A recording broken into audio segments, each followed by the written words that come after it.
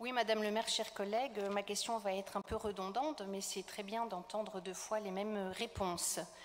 Nous avons été informés de ce que l'État verserait à notre commune dans le cours de l'automne, la dotation dite filet de sécurité 2022 d'un montant global de 9 100 000 euros.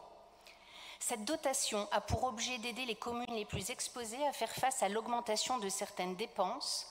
L'État témoigne ainsi d'un impératif d'équité.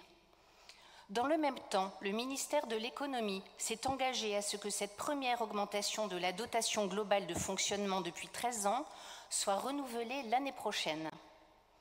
C'est évidemment une heureuse nouvelle de nature à aider les collectivités à assumer la hausse des coûts dans laquelle la revalorisation du point d'indice compte pour une part importante.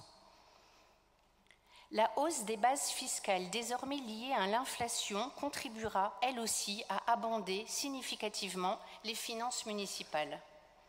Dans le même temps, les pouvoirs publics ont annoncé permettre aux collectivités qui le souhaiteraient de verser une prime exceptionnelle et forfaitaire dite de pouvoir d'achat qui pourra être débloquée cette année ou l'année prochaine selon les situations budgétaires des communes.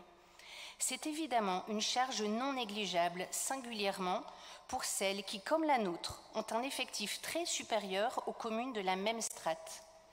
Cette situation sur laquelle nous vous avons souvent interpellé aura ici encore un effet significatif. Je vous remercie donc de bien vouloir indiquer à notre Conseil si, compte tenu de cette mesure budgétaire gouvernementale, vous projetez de participer à ce dispositif de soutien au pouvoir d'achat, particulièrement réclamé par les organisations syndicales, et dans l'affirmative, dans quelle mesure et selon quelles modalités? Je vous remercie.